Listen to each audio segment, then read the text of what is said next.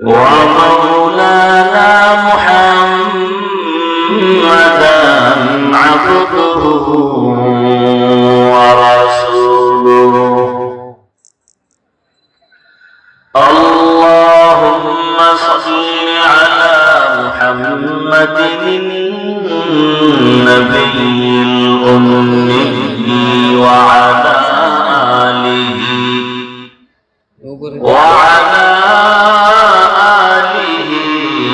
وسلم تسليما وبعد فأعوذ بالله من الشيطان الرجيم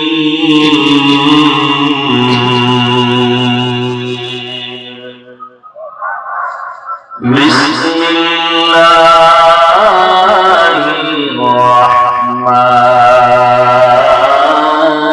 الرحيم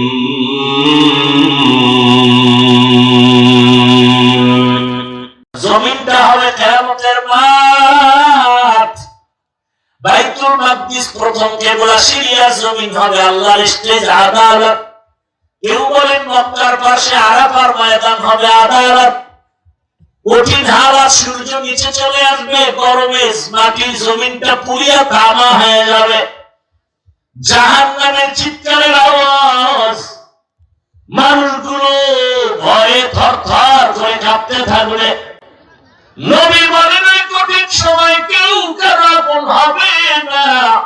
ওই কঠিন সময় জান্নাতের একটা দরওয়াজা খোলা হবে, আর আট দরওয়াজা দিয়া দারোয়ানরা চারজন নারীকে ডাকবে, বারবার আসো, জান্নাতের দরজা খোলা, তোমাদের কোনো হিসাব নাই, মেহমানখানা রেডি। কয়জন নারীকে ডাকবেন? চারজন। কত ভাগ্যবতী, হিসাব লাগবে না, সূর্যের তাপ লাগবে না, জান্নাতের একটা দরজা খোলা, যে কোনো দরজা দিয়ে ঢুকো। ওই চারজন নারীর মধ্যে আওয়াজ হয়ে গেছে। ফেরাউন বলে আসিয়া কার নাম নিছো? আমার রবের নাম। চিন্তা করলো গোপন দেখে আর লাভ কি, যখন প্রকাশ হয়েই গেছে বলেই দিই আমার রবের নাম। ফেরাউন কয় মিশরের রব তো আমি, তুমি আবার কারে রব মানো? তোরে যে বানাইছে সে আমার রব। ফেরাউন কয় সর্বনাশ, ঘরের ইঁদুর যদি বাপ কেটে দেয় তাহলে আমার উপায় কি? আমার স্ত্রী যদি আমাকে খোদা বলে না মানে, একটু পিছনে যান ভাই, যদি আমাকে আমার স্ত্রী খোদা বলে স্বীকার না করে, আমার কপাল বড় খারাপ। আসিয়াকে বুঝায়, এই আসিয়া একবার ক আমি তোর খোদা। না, আমি আমার রবের মায়া অন্তরে জমা করেছি। আমি যেই অন্তর যেই রবের দিয়েছি, কোন বেঈমানের কাছে সে রবের মহব্বতের সামনে মাথা নত করব না।